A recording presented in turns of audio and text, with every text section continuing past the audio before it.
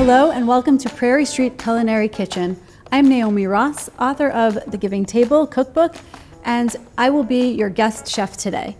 Today we're going to be making a beautiful California Niçoise salad from my cookbook, and I'm super excited to show you how to do it with fresh tuna. Let's get started. This is a gorgeous piece of tuna loin. Now, when you buy fresh tuna from your fish market, very often it's already sliced for you. I'm going to be slicing my own today, and I just want to show you a trick.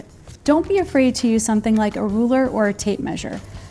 Very often, a tuna steak will come in different size thicknesses, right? So 1 inch would be approximately right here. That's pretty thick.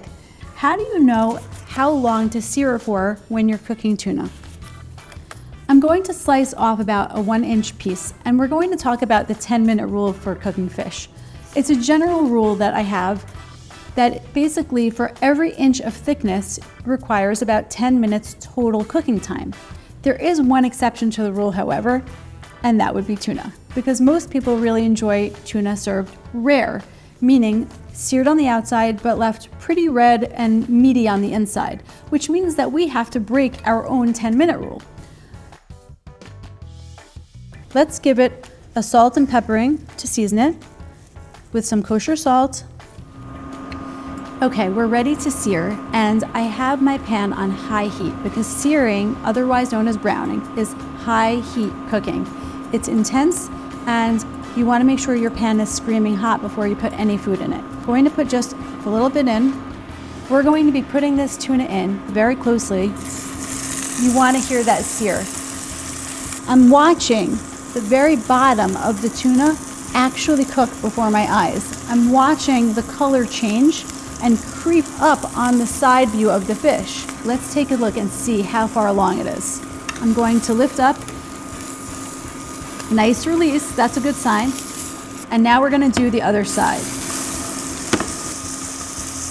I'm about to take it out of the pan, and here's just one more tip for searing, whether you're searing tuna or any meat.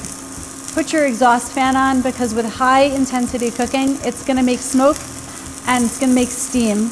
You want your exhaust fan on, get some good ventilation. I think this is pretty good. Nice and browned on the other side. Time to call it and put it out to rest. All right, we have our tuna resting, and while it's resting, we're going to make a creamy balsamic vinaigrette. This is a very versatile vinaigrette you could use on any salad. Some balsamic vinegar, our emulsifying agents, which includes Dijon mustard, some garlic, some honey for sweetness, kosher salt, some black pepper, some dried thyme, some dried basil, and some onion powder. I'm also going to add a little bit of water. Let's just give that a stir and dissolve all of that.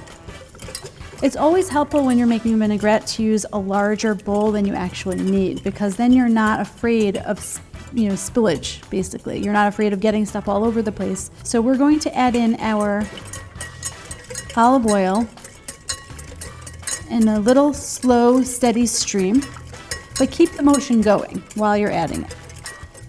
Let's also add in our mayonnaise. That's going to be our creamy factor. And I'm going to just whisk this in until it's nice and dissolved, no lumps.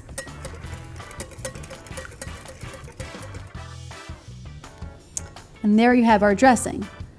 Now we're going to slice our fish and assemble. So when we're slicing that, what does that mean? What it means is, just like meat, we're going to slice against the grain. And let's see how we did. That's pretty good. Nice and pink. Nice sear on the outside, nice and pink on the inside. That's what we want. Now it's time to assemble our salad. It's time for assembly. This is such a hearty salad. You really could serve this as a main dish, and I often do with a light meal. If you're doing an individual portion, which is what I'm going to be showing you, you can definitely do it that way. I'm going to show you how to dress up an individual portion, but if you wanted to platter it for a crowd, which is what I do when I serve many people, I very often do it as a platter like this over a very large bed of lettuce. And I actually leave it sectioned in terms of categories of what's on it. Hard-boiled egg, cucumber, baby bliss potatoes that have been boiled, Niçoise olives, cherry tomatoes, our seared tuna, and again, I'm calling this a California Niçoise. I added some avocado because why not? A small serving of lettuce. This is our dressing that we just made. I'm going to just drizzle a tiny bit on top. You really need very little dressing when you're coating greens for a salad. Nobody likes overly dressed salad greens. So you really just want enough that they're not wet, but just like glistening, just coated, just a little bit. Once you've coated that, you can mound them in the center of the plate and then make it pretty for yourself. So let's add some of our components. I'm going to add some avocado, some of our seared tuna that we worked so hard on. Let's add some of our tomatoes, a few sprinkling of olives, maybe in the middle, over the top, our potato. Let's put some cucumbers there and some of our egg. You can always add more dressing if you like, but I think that's pretty nice. And there you have it. This is our California Niçoise salad with seared tuna. It's really good tuna. Thanks for watching. If you like this recipe and this video, then please follow us on our YouTube channel. Prairie Street Culinary Kitchen releases a new video every Sunday at 2 p.m., so check us out and give us a like.